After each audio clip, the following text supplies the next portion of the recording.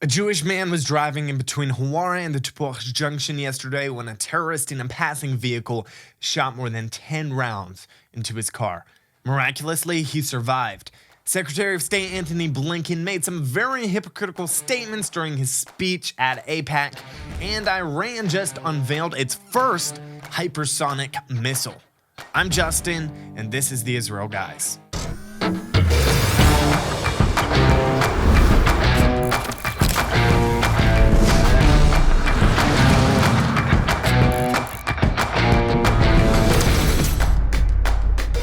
Welcome to the Israel Guys, where we believe that in a world of Jew hatred and anti-Israel propaganda, you should have a direct connection to the land and people of Israel. Welcome back to the show, guys.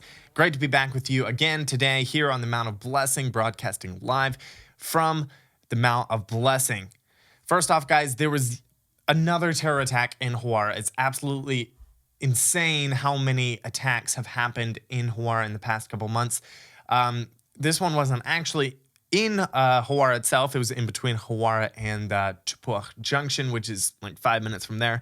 There's not a whole lot of details out yet. The guy's name isn't even been released yet, but it was a 28-year-old Jewish man who was driving in between Huwarrah and the Tapuach junction, and passing vehicle was passing by him, and a terrorist shot between 10 to 12 rounds at his car. Absolutely insane. He was able to drive to a military base. He received medical treatment from the IDF soldiers there, and miraculously, he survived with very light injuries, moderately injured. Thank God. This could have been horrible. This could have ended in a tragedy, but by a miracle, God protected this guy, and he is alive today. Guys, as I said before, it's absolutely insane how many attacks have happened in Huwarrah. It's the spot where Hillel and Yagel Yaniv were murdered, where David Stern was severely injured, 2 IDF soldiers shot at, and then 1 IDF soldier, you might not have heard about this, was injured in a ramming attack just 2 days ago. Guys, how long is this going to go on? How long? Like, what's the point where we say enough is enough and something drastic happens? Magen David Adom, they reported that, quote, a report was received of a shooting at a vehicle while driving near Huwarrah. The driver of the vehicle continued driving and arrived at a medical center in Samaria with a wound on his shoulder.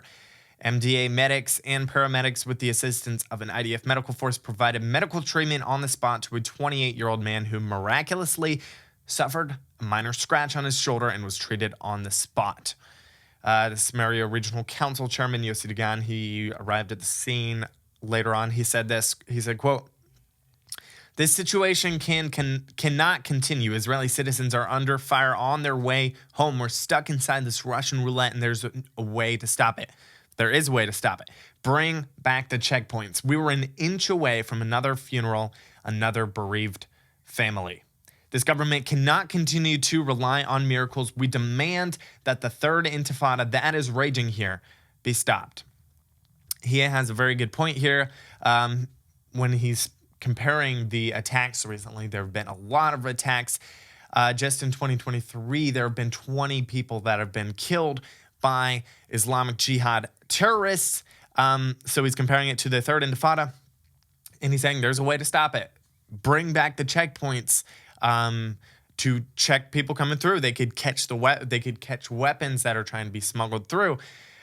He's saying there is a way to stop that, and we need to do this. MK, member of Knesset Tzvi Tzukot from the Religious Zionist Party, he visited the scene of the attack last night. He said this. He said, "I was making my way home from the Knesset when I heard on the radio the report about the shooting attack. I came here. This vehicle was hit. A dozen bullets were fired at it. Miraculously, it ended without any deaths. This has to stop today. The checkpoints must be returned. This is a matter of pikuach nefesh," means preservation of human life, basically. "The person who sat in this vehicle was almost murdered. This cannot continue. The checkpoints must be returned, plus a wide-scale operation in northern Samaria. We will do everything to make sure that happens." After the attack, there were reports of other gunfire in the area, but the IDF are currently looking for the terrorist at this time. They haven't caught him. The terrorist is still at large at this time. So thank God that this man was only minorly injured. It could have ended horribly, could have ended in a tragedy or a death, as USC Dagan said.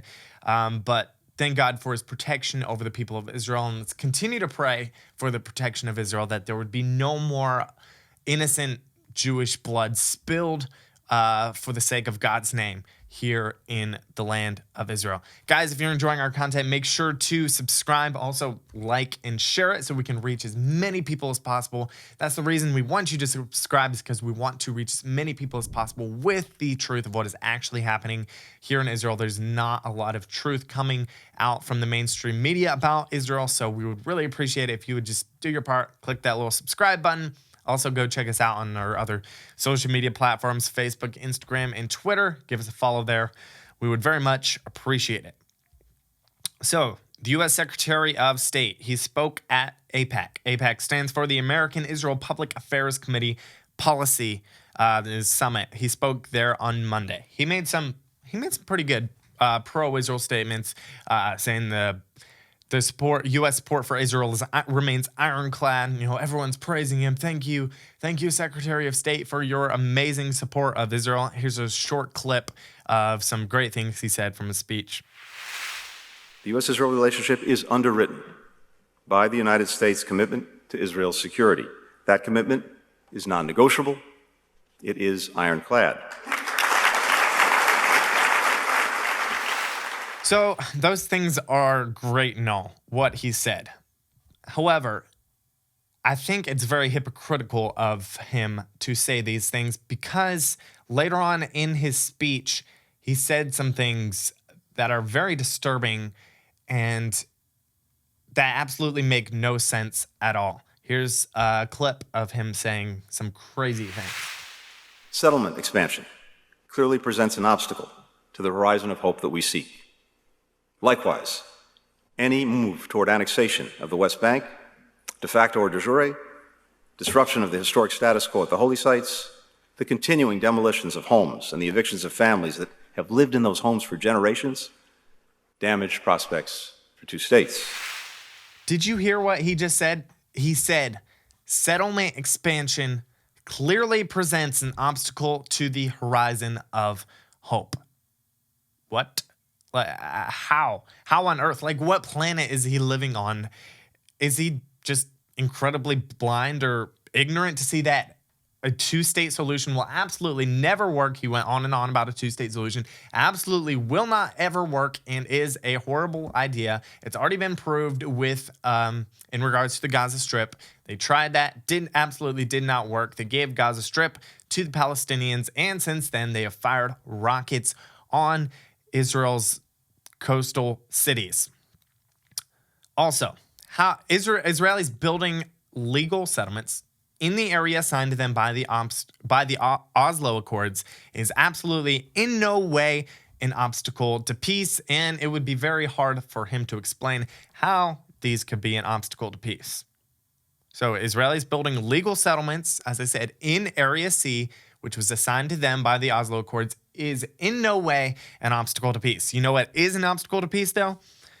It's the Palestinians building illegally on Israeli state land at the rate of 15 structures every day, 105 per week, 450 per month, and 5,335 every single year.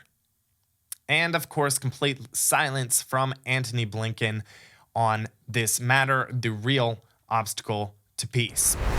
Are you ready to deepen your connection with God and experience the power of prayer like never before? I want to tell you about the Israel Bible Book of Psalms, the ultimate prayer companion that will transform your spiritual journey.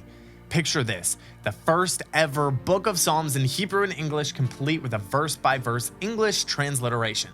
That's right. You'll be able to read, pronounce, and understand every Hebrew word in Psalms. With this incredible edition in your hands, get ready to pray like the legendary King David himself. Immerse yourself in the beauty of the Psalms and watch your prayers take flight. You might be asking, what's a transliteration?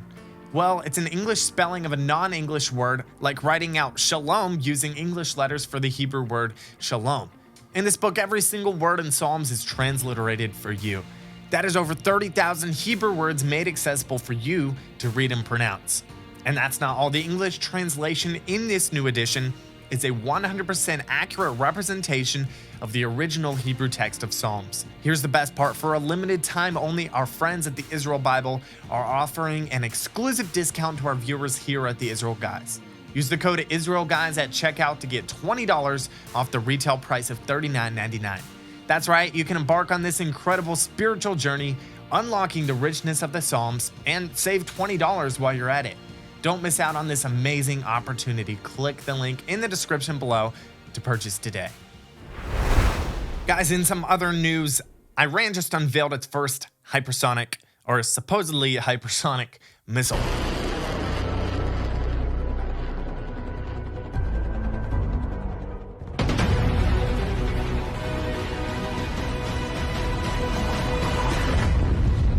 So this missile is called the Fatah missile, and it was presented yesterday morning at a ceremony attended by the Iranian President Ibrahim Raisi, Islamic Revolutionary Guards Corps Commander-in-Chief Major General Hussein Salami, and other top officials. According to a report by the IRNA, the missile has a range of 1,400 kilometers or 870 miles. The commander of RGC's aerospace force, he was there at the ceremony. He said this about the new missile. He said, quote, "This missile targets the enemy's anti-missile systems and is a big generational leap in the missile field." He also claimed, we don't know if it's true or not, he also claimed that Iran is the fourth country in the world that has developed the technological ability to produce missiles that are capable of changing course on their way to the target.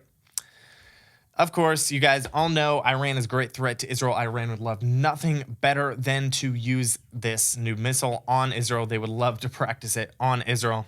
Thankfully, a lot of times Iran's bark is greater than its bite when it comes to new technological advancements and stuff. But Israel definitely is keeping an eye on them, and they're definitely watching out for them. Guys, in some other news as we finish up here, some fun news I saw. Israel just made it to the semifinals in the under-20 FIFA World Cup. This is a huge step for the team. They were absolutely amazed by this. They beat Brazil 3-2. It was a very intense game, and now they're set to play Uruguay tomorrow. Guys, that's it for today. As always, make sure to subscribe. Get the conversation going down below. We'd love to hear your thoughts on Israel, about everything that's going on here in Israel. And as always, tune out the fake news and tune into what is actually happening here in the land of Israel. We'll be back every day, Monday through Friday, with your direct connection to the land and people of Israel.